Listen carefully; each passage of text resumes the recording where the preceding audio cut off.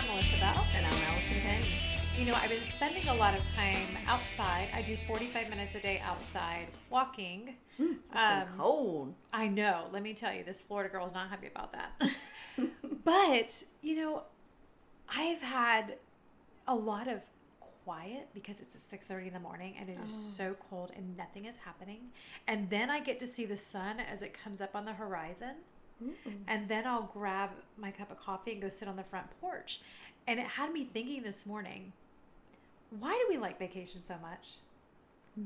Because we slow down and we take the time to notice and we take the extra time to just take it all in. So I think we should plan our lives like we plan our vacations. And then we won't have to go on as many vacations maybe.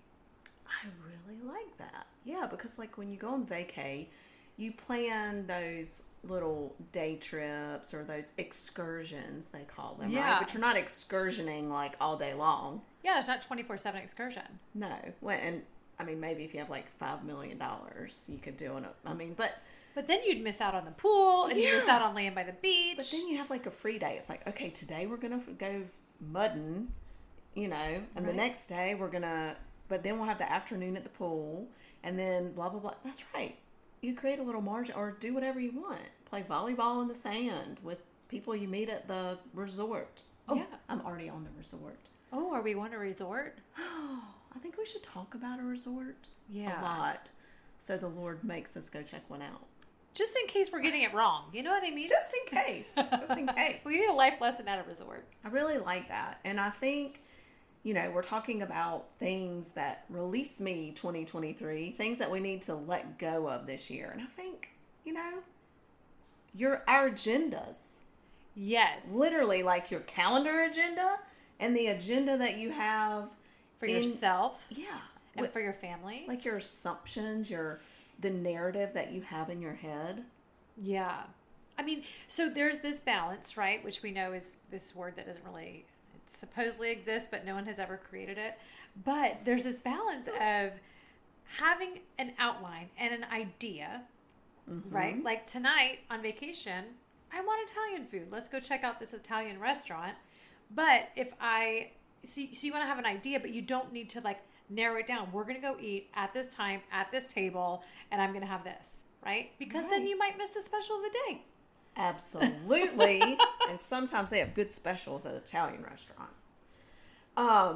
So I think if we break this down, we could have I think we really, our agendas can get in the way like in our regular daily life Yeah.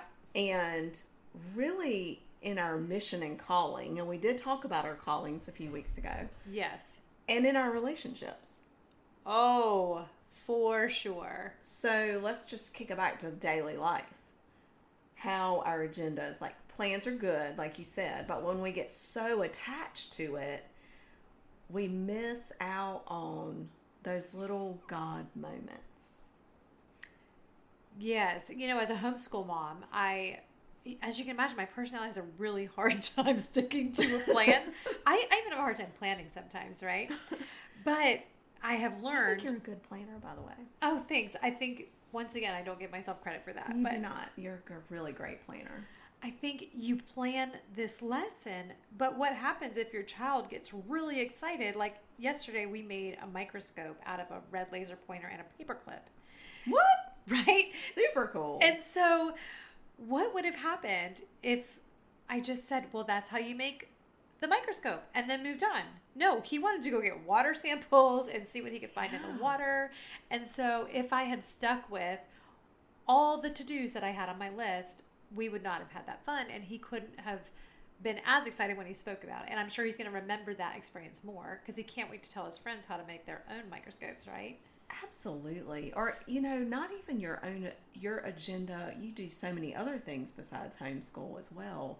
It's like, well, I've just got to go to this meeting. I'm sorry. I can't miss it. Right. So we just don't have time to make that microscope. Or Right. I feel, we talk a lot about margin and we talk, I feel like we do a lot of talking about this in our lives, but I'm not sure we ever really do anything about it. Okay. Or honor it. I'm getting a little sassy about that, I think. I noticed. So how do we do this? I mean,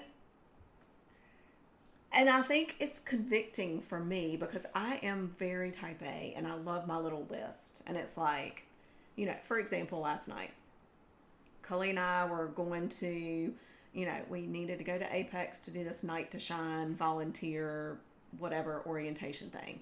And we hadn't eaten yet. And so we had to grab something to eat. And I was trying to honor his time because he was doing that. And he wanted to get back to see his friends for this certain game. And then my daughter called and she needed something. And I was like, I just don't know if I'm going to have time. Because I just, like, I haven't even been home and I need to feed and I was like, why are you doing that? Right. You know, like, it's okay. You're going to eat and Cully can be a little bit late and you can go home and feed the dogs and then you can go be with your daughter.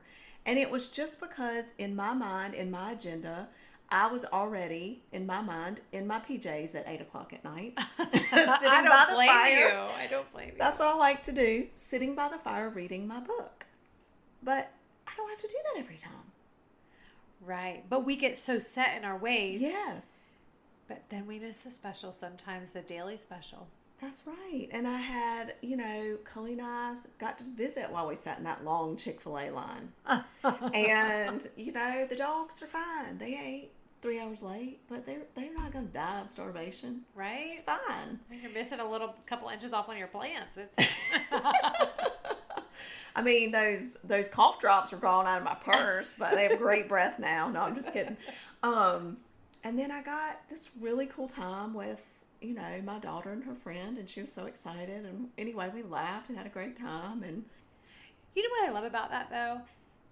You don't know why God wanted you to see those girls, and maybe it wasn't for your daughter. Maybe it was for your daughter's friend. Exactly. We don't get to know.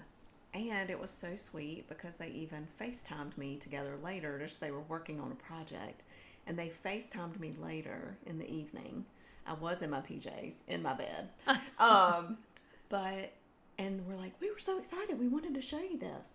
Aww. And so I would have missed out because of my little agenda and my, you know, little patterns. And, I just want to be in my pajamas. Like, whatever. Let it go, girl. I think I'm more like, I'm not really mad at y'all that are listening. It's like mad at myself for getting caught up in, you know, needing to stick to my plan all the time. We don't, because God's plan is so much better. You know, being that listening ear for someone. And you may not even know they need a listening ear. But if you don't let your agenda go, right, then you're going to miss out on being that for God. His hands and feet and ears and eyes and fingers and hugs and all the things he does. And they might not even know that they needed a listening ear until they had one. Absolutely. Aww. Absolutely. So daily life, we got to let go of our own agenda and some of that. And just our, you know, what we're assuming we need to get done for that day. None of that. Just kind of ask yourself, does that really matter? I know. Oh gosh. It's really never going to be the end of the world. I know, but don't say that because then I'll just sit on my couch all day. Waiting. Right? Well, then that really brings us to, like, we talked about letting go of our assumptions about living life on mission and our calling. Oh boy. I have a funny story, sort of. All right, give it to me. So on one of my early morning walks, freezing cold, okay, it is Friday morning, and I know this because it is the Friday before Christmas. All of this matters. And and I'm walking, and there was like really big winds, and it had knocked over all of the neighbors. Well, many of the neighbors' trash cans or recycling bins. Oh, I remember that crazy weather. So now there's recycling stuff strewn all over their yards. Okay? Oh. And here I am walking. I don't even know these people's names, okay, because I'm down a little bit in the neighborhood. And I start thinking, because, you know, my mind goes a million miles a minute. And I'm like, oh my gosh. So Christmas is coming, and they need the recycling bins because they're going to have boxes and things. But the recycling's all over their yard, even in their neighbors' yards. They're still asleep. They have no idea what's going on. Wow. And I'm going, I need to pick this up. So here I am picking up these trash cans, running through the yard. If they have those Ring camos, they're probably enjoying the show, right? The next day. And I'm putting all the recycling back and angling the trash can so it's not going to spill over the next time that the wind comes through. I only learned that because I picked one up and then the wind came back through and I was like, oh my gosh. I was like, wow. But it got me thinking, that's ministry. Ministry is in the little things that probably nobody sees. It's often dirty. You'll never get credit for that, but it's your heart that has changed to say, how would I want someone to treat me if I were in this situation? That is so beautiful. Like they had no idea that I was a crazy woman. I mean, I'm the only crazy woman that walks at 6:30 in the morning when it's 26 degrees, so they might know if they saw that in their Ring camera, but probably not. And it wasn't for them. It wasn't for a thank you. It wasn't for any kind of recognition. I really, really love that image. And so basically you're saying like ministry is really about helping other people pick up their trash. Sometimes it really is. Sometimes it really is. And they may not even know that trash is strewn about. Oh my gosh. Yes. Often we don't, do we? Yes. And I didn't say like, here I come to pick up your trash. And I didn't leave a note that said, I picked up your trash. You're welcome. None of that. I was just there to pick it up and go on about my day and didn't even turn around and look for an accolade. So if you were sticking with your agenda instead of letting it go, yeah, you would be like, well, this doesn't fit into my agenda because I write, my blogs and I speak and I volunteer at whatever luncheon and I record a podcast. Sorry. Right. This does not fit in with my ministry agenda. This is not the mission God has called me to. I cannot pick up your trash. I'm so sorry. That is all wrong. And that's an extreme example, okay? And she's not hoity-toity like I made that sound, but that is kind of what we do in our minds sometimes when it comes to other things. That's, again, an extreme example. But when we help people when no one is looking, they're not looking, they don't know, when we're paying attention and in tune with God's nudges because we're in tune with Him and listening for His voice and recognize His voice from spending time with Him, it's not about our agenda. It's about His. But we're letting go of our own. We create these things and we sometimes, I think, superimpose that God wants us to do these things. Right? And He's like, hello, over here. I never asked you to do that. I actually want you to do this over here. And we're like, oh, that's not cool enough. That's not important enough. That's not whatever enough. And no one's going to see me do it. And no one's going to know that I didn't do it. And those are the most important things. Well, like I said a couple weeks ago, God gives you these little things to see how you respond. And if He can't trust you with somebody's recycling that's strewn across the yard, do you think He's going to trust you to pour into their hearts and in their lives? If in the shadows, you don't really care. You only care when the spotlight's on. It's so true. I mean, you think back in Scripture when, He prefers, you can be standing on the street corners being all religious and doing your prayers, but He prefers that you go off into a room and pray alone in quiet with Him. Yeah, I guess what we're trying to say is really God's agenda for us, if He has an agenda, is to know Him more and to become more like Him. We just get to do lots of fun stuff on the way. Absolutely. Such a good point. Such a good point. And then we get into our agenda when it comes to our relationships. Oh, I'm sorry, honey. I love you very much. Oh, gosh. I know. Woo, this one's always a tricky one. So I think when we talk about this, we can be talking about relationships with our husband, relationships with our kids, relationships with our friends, with our coworkers, with our neighbors. But I think if we're really honest with ourselves, we do have an agenda. For lack of a better word, and an overused word, expectations, right? In those relationships, we have assumptions. Yes. As we're with those people and the give and take of those.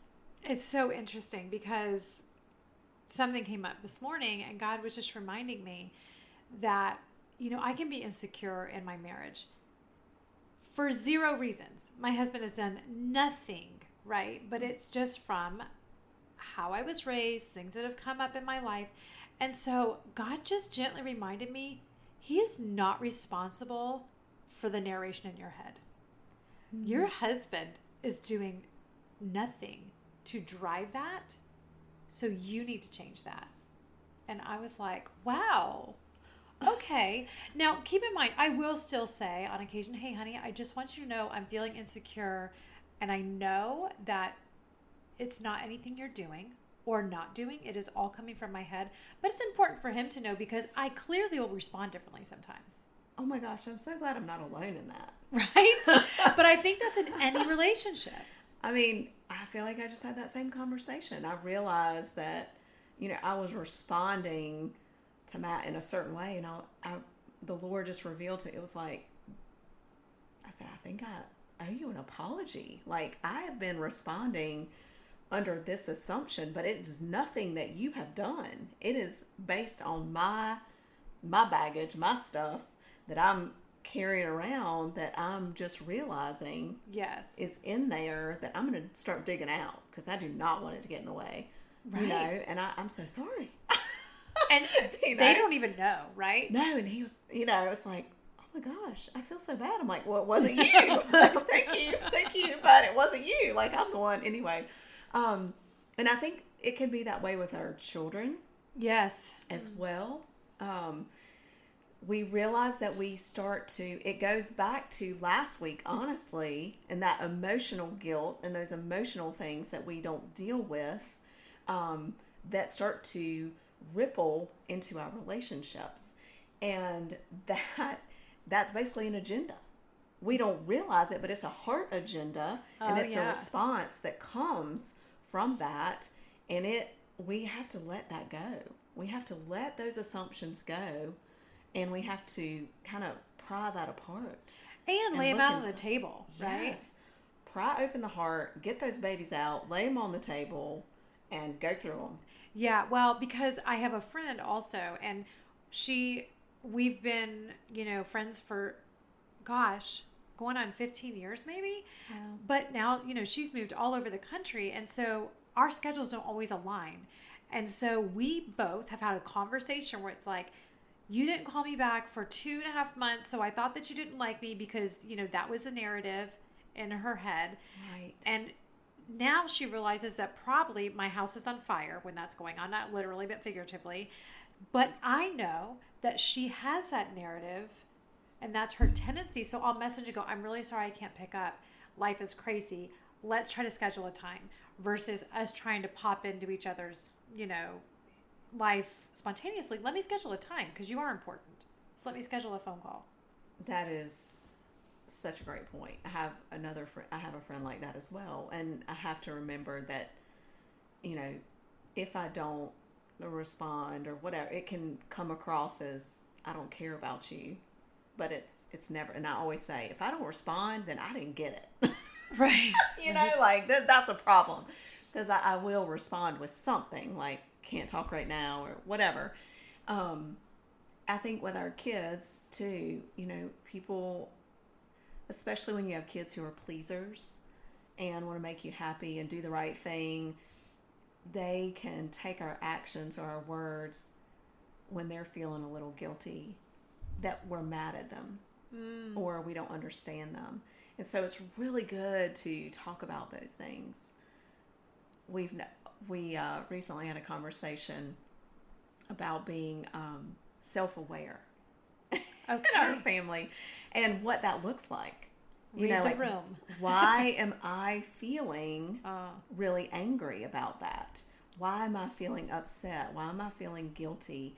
And so when we have an extreme reaction to any situation in a relationship or with God or something we're reading, it is always good to stop and to pause and to think through, okay, is this because I have prior guilt that I haven't dealt with? Is this an agenda problem because this doesn't fit my narrative? What is going on? in my heart right now that I had this reaction Yeah. And to this interaction. I love that because I do that all the time. I'll be like, wait a minute, why did that bother me? Because at the end of the day, it's something under there. Dig in and figure it out because it's bothering other things that you don't even know. But your reaction wasn't quite so extreme. Absolutely. Right? But it's still affecting an interaction of sorts. It is, and really that can lead to miscommunication issues. Yes. Because in our mind we're doing one thing and somebody else is receiving it another way, and without that communication factor in the relationships, the agendas, the two independent agendas, if we can't let go of those and communicate, then it is going to just continue to create a wedge in whatever relationship we're talking about here. Oh, girl, we need some homework this week. What do you think? Oh, yeah, homework's good. Okay. Give it to me. What do you think? So our first one was Your daily agenda. life agenda. Is there something, is there 15 minutes you can carve out somewhere that will give you a little more buffer for when you're traveling through your day so you can pause for somebody? Mm-hmm. I like it. And the next one was it might even be pausing just for God. Oh, getting right. to carpool 5 minutes early. So you have 5 minutes longer to sit and turn your phone off and sit with God. I love that. All right. Then like your mission or calling, what your agenda is with that. Maybe you can't God's not calling us to just sit there and wait for him to supernaturally like stick something right in front of us. Right. Right. But sometimes he is calling us to be still and to listen and to know and reset. So he never wastes anything. Mm-hmm. He doesn't waste our time, but we do keep moving forward. Yes.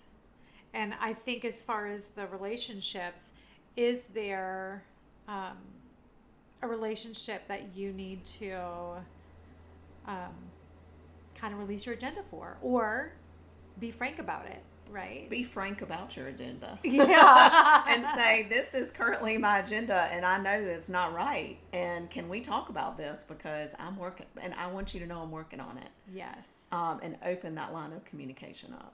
Right. I love it. I do too. Do you know your name Frank? Are they like really direct? I don't have a Frank in my life, but I need one. I don't have a Frank in my life, but you know that character Frank on Everybody Loves Raymond, he's really frank. I mean, where did the term be frank about it come from? Anyways, maybe that's next week. Maybe you'll see an Instagram post on that. Sorry. Thanks for joining us this week on The Sinner and the Saint.